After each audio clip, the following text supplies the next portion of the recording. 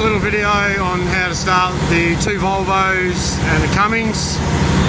Another Volvo up there on the right, on the other side of the big Cummins.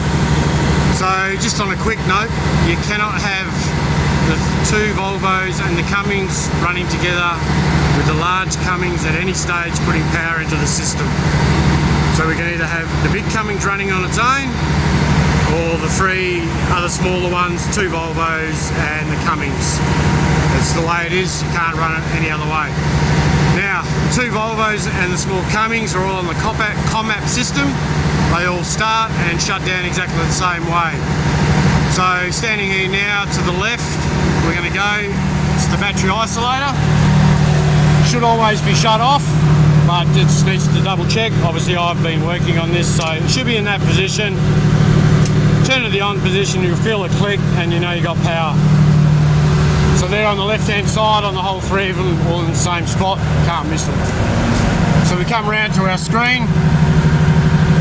Blank at the moment, this is our button to fire up the screen, I guess you could say. So you just turn that and wait for the screen to fire up and come to the home screen.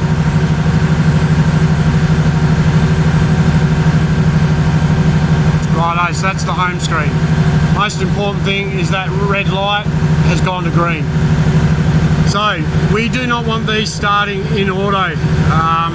It's not good. So it should be shut down and it should be in manual, which is in the top left hand screen there.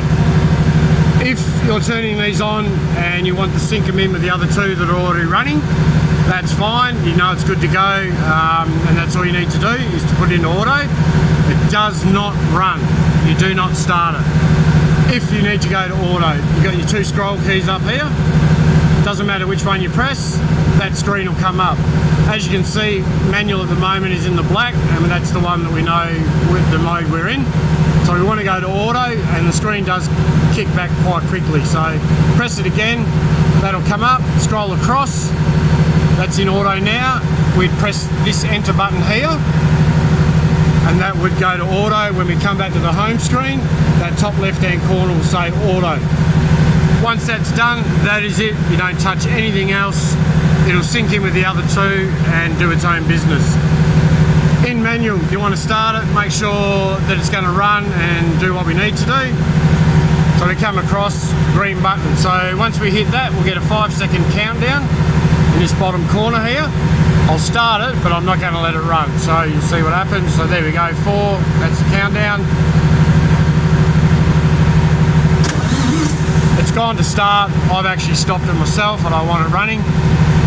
So start it up, it'll fire up, take a little bit to get going. Once you've done that, you're happy that it's running, press the stop button. When you press that stop button the first time, another timer will come up in this left hand corner. It's 120 seconds, it's brake cooling. You only need that if the engine has been running for some time and it's been loaded. If you've just started it up, checked it over, all happy, that timer comes on, hit the stop button again, the engine will cut out, or you can let it run down that timer and it'll cut out itself. Once it's stopped, again, just make sure that we're in manual. That's the most important thing. If, like I said, you're going to put it into auto, you've ran it up, just checking that it's running, all good. Same thing again, come to these scroll buttons, hit the first button, that screen will come up, scroll across, auto, hit enter, let it go back to the home screen, it'll say auto. Again, that's it, that's all you do. So if you're syncing it in, you want it to run, it'll do what it needs to do when it needs to start. But once it's in auto, that's it.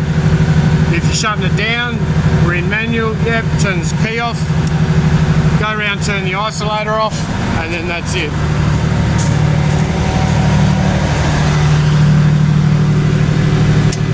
So that's stopping and starting the two Volvos and the small Cummins.